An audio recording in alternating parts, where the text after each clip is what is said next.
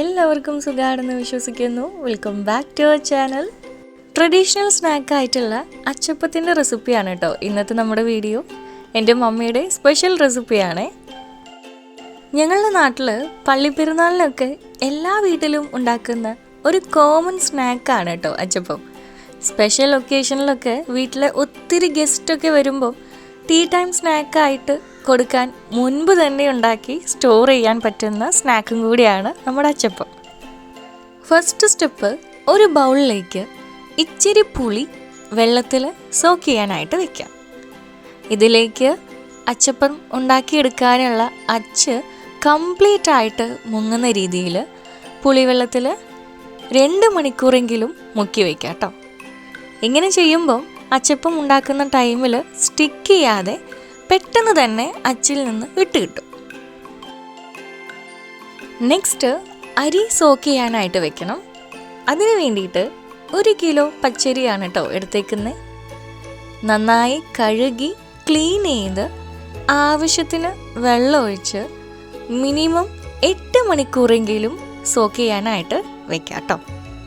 അതല്ലെങ്കിൽ overnight soak ചെയ്താലും മതി.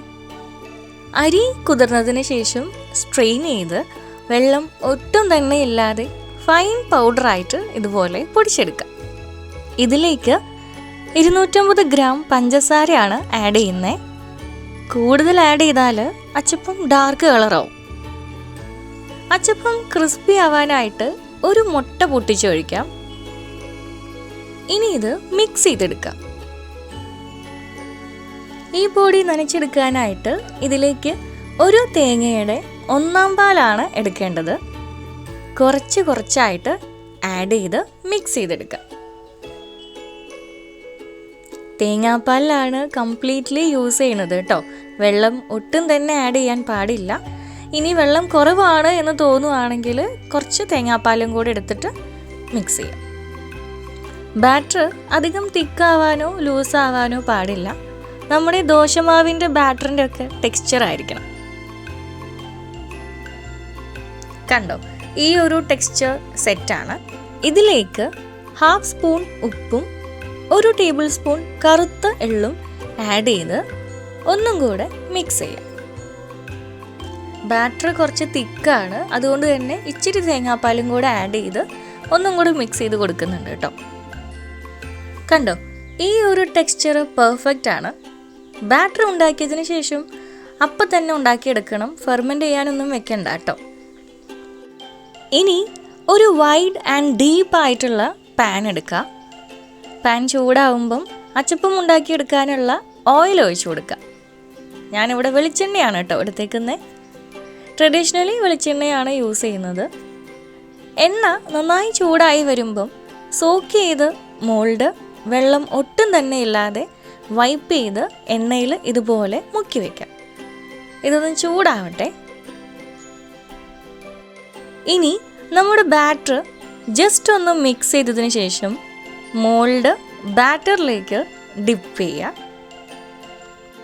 ഡിപ്പ് ചെയ്യുമ്പം കംപ്ലീറ്റ് ആയിട്ട് ഡിപ്പ് ചെയ്യാതെ ഒരു 3/4 വരെ ഡിപ്പ് ചെയ്യാം കേട്ടോ.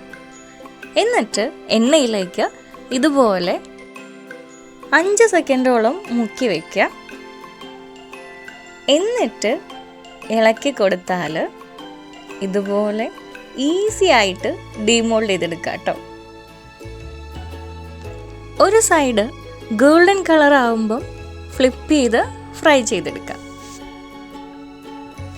ഒരു സ്ട്രെയിനർ യൂസ് ചെയ്ത് ഓയിൽ സ്ട്രെയിൻ ചെയ്ത് ബൗളിലേക്ക് ഇട്ട് കൊടുക്കാം. ഇതുപോലെ ബാക്കിയുള്ള ബാറ്ററും സെയിം പ്രോസസ്സിൽ റിപ്പീറ്റ് ചെയ്യാം.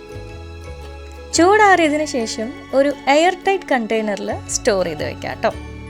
അപ്പോൾ ഇത്രയേ ഉള്ളൂ, നമ്മുടെ ക്രിസ്പി അച്ചപ്പം ഇവിടെ സെറ്റാണ്. എല്ലാവരും ട്രൈ ചെയ്ത് നോക്കണേ. റെസിപ്പിയും വീഡിയോയും ഇഷ്ടപ്പെട്ടാൽ ഒന്ന് ലൈക്ക് ചെയ്തേക്കണേ.